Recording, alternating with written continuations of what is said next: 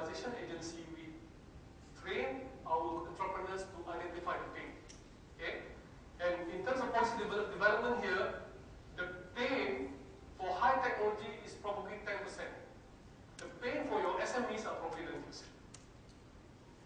Therefore, the policy instrument to support the SMEs are actually equally, if not more important than to support the high tech. Of course, high tech is more, shall we say, politically rewarding. Okay? It's good for ministers to talk about, I'm going to do this, nanotech, biotech, Star Wars, or what have you, right? But if you talk about, I've already funded a program to do a fertilizer regime. Fertilizer, smelly, old tech, what is the vote in that? Okay? Remember, because I think in a lot of our discourse, we forget about it. We only talk about high tech. Yes, it is important, no problem. Definitely, yes. But don't forget the low tech. Because in Malaysia, especially, I think most countries, for us, it's 90% of our industries are small SMEs. Right? And they don't need one. They are not in a position to receive. Two, they cannot afford. Because when we give high-tech solution to SMEs, there are three phases that they are supposed to undergo if they want to be successful. One, they must be in a position to receive the technology. Okay, you read now in the papers, people are giving iPad to small children in Africa.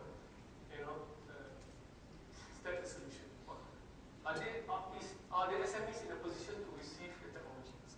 Two, do they have the resources, human resources especially, to utilize it in an optimal manner? Three, will they be in a position in the future to innovate on it? If they can, then there is a very good family transfer journey. Right? If you can develop your SMEs to work with universities, to acquire the technology, to use it, and ideally to actually then work with the universities to develop it, that is the best cooperation that you can get. But do we have it? I don't know. Okay? So if you talk about companies, they're not interested, the larger one. Okay? They're not capable, the smaller one. Not the right fit. What do I mean not the right fit?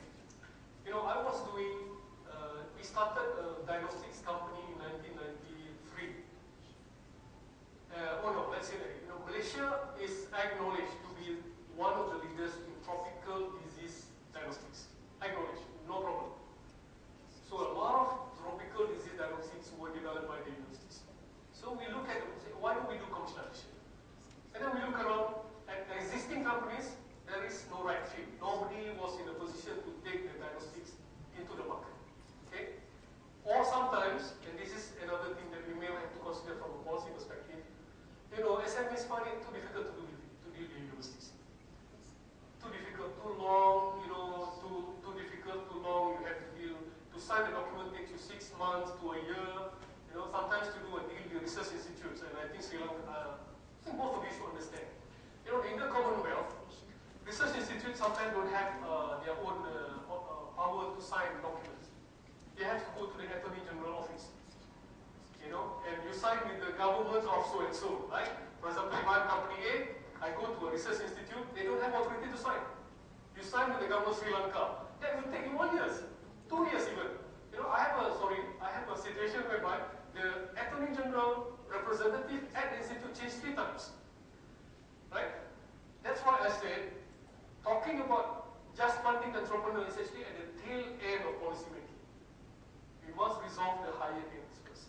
We must resolve, for example, there must be a policy instrument to allow smooth transfer of technology at the very high end. Ministry, department, universities, institutes.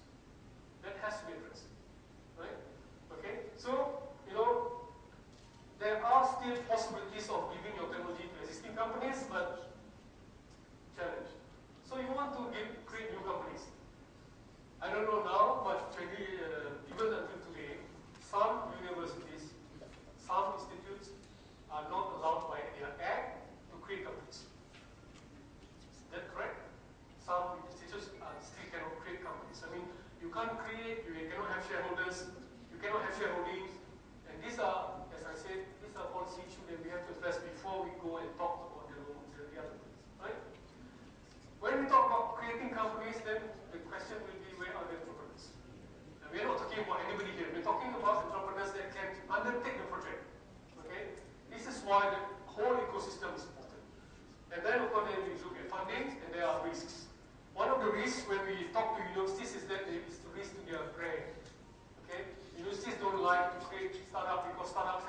risk of failure.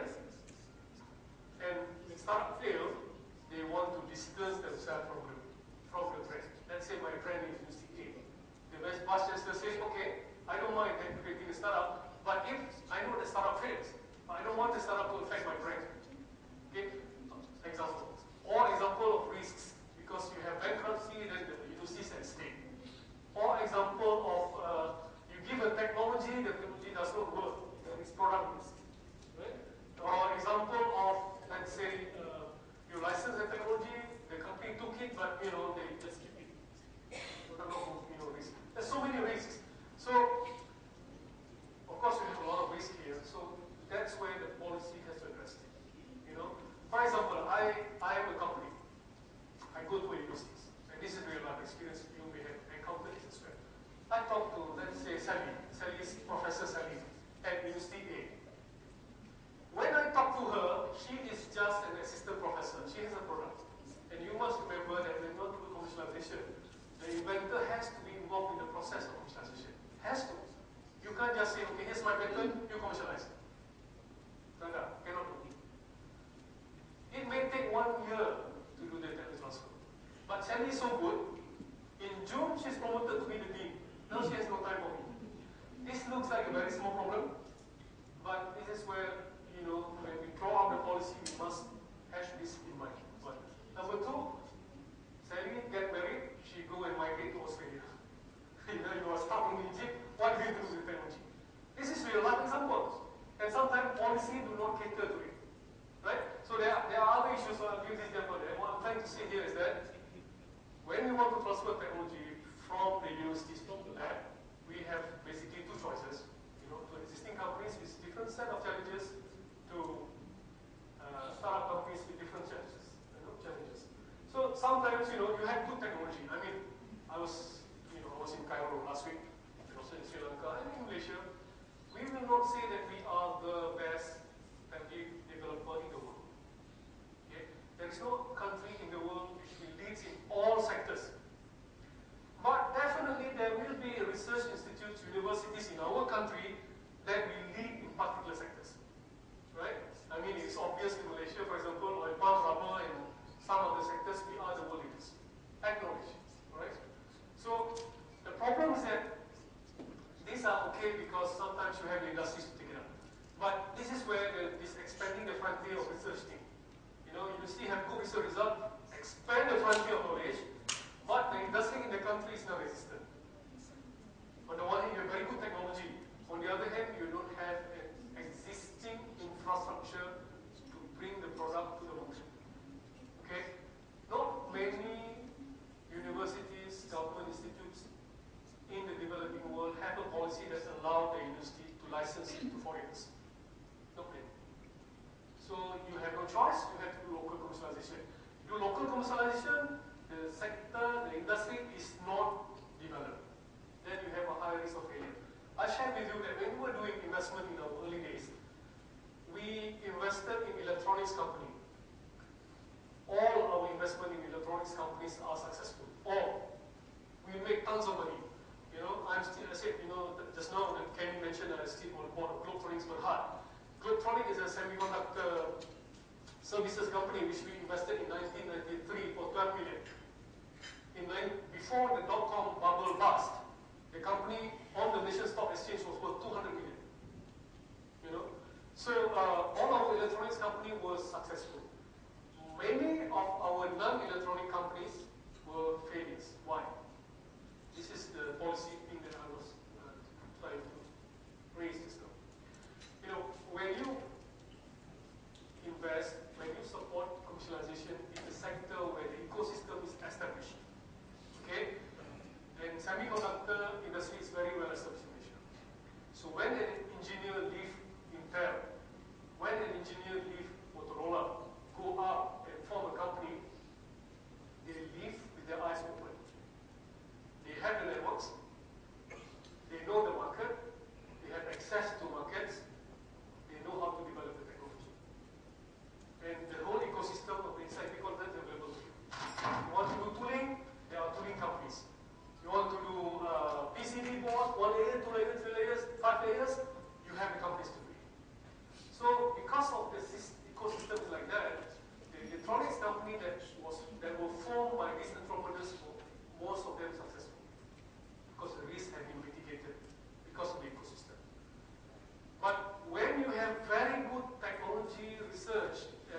results where the ecosystem is underdeveloped or actually not there at all, then the challenge would be very, very high.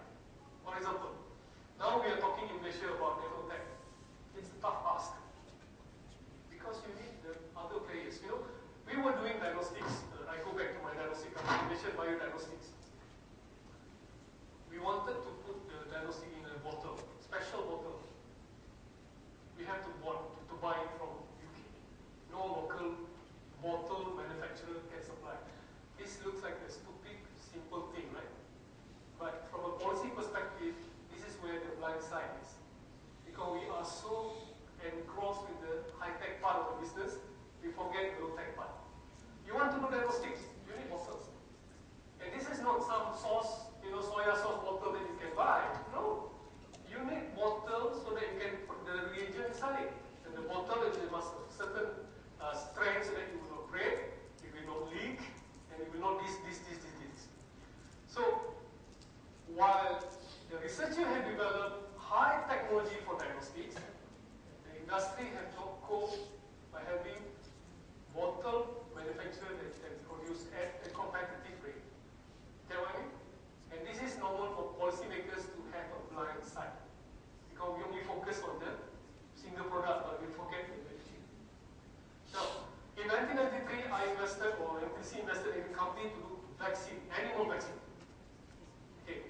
The pain is, we all buy vaccine from Europe, right? And that means the virus, somebody, I think a lot of you are biologists, right? The virus isolated from Europe, it's a temporary virus, right?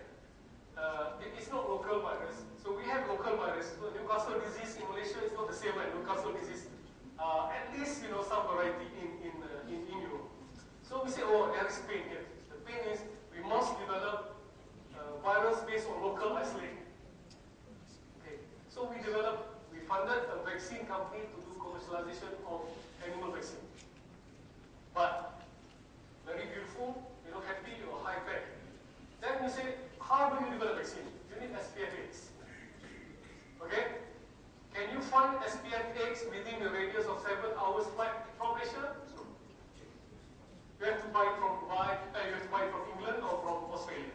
So what does it mean? This is what I mean just now. When we want to do commercialization ecosystem, we must not miss the forest for the trees. Okay? Because when we want to do commercialization, maybe ICT is a different model. Okay? When we want to do commercialization of a particular technology, the technology can only go to the market if there are other players in the ecosystem. If there are no other players in the ecosystem, it's going to be a very challenging project. Very challenging. Okay? So, technology may be good, but it's a new industry. And many not familiar with the technology and so on and so forth. Right? Okay, let's go to the issue of funding. Now, when we want to form new companies, among others, the most important thing will be funding. But there are 4 things that are important for commercialization of research. Okay? Prerequisite must be the technology set, of course. If you don't have the technology, then you don't talk about commercialization. Right? Technology must be at the stage where it is commercializable, meaning you can actually now bring it to the market with, there is no fundamental issue. Fundamental research needs to be done in it. Second, you have a technology which you can bring to the market which will address an accessible market of a reasonable size. Not a market which professors, or sorry to say, researchers likes to dream. Okay? I think the market is 1 billion. But you think or you have done your proper study of accessible market. Okay? For example, flour is huge. The market is huge, but it's not accessible. You try building a flour mill now, and you see that you can enter the market. Right? So, technology, market. And then you have the entrepreneur who wants to commercialize it, and then you have the show funding. Now, of course, if you form new companies, okay, I mentioned just now you have risks. So, if you want to go back to commercialization of research from a higher level, I think it has been addressed by Dr. Fatima and the rest of the speakers yesterday. You, of course, need all the infrastructure.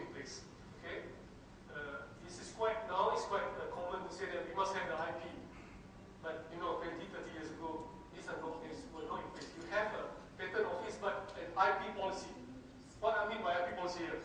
IP policy that addresses the legal rights of institution, inventors, faculties, deans to assign their invention. Okay? In those days, sometimes people don't have it. Okay?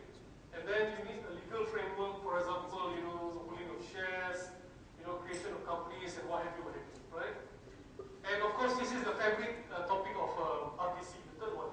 And we can actually discuss this until the cows come home. People always ask, universities are not doing research with the industry one.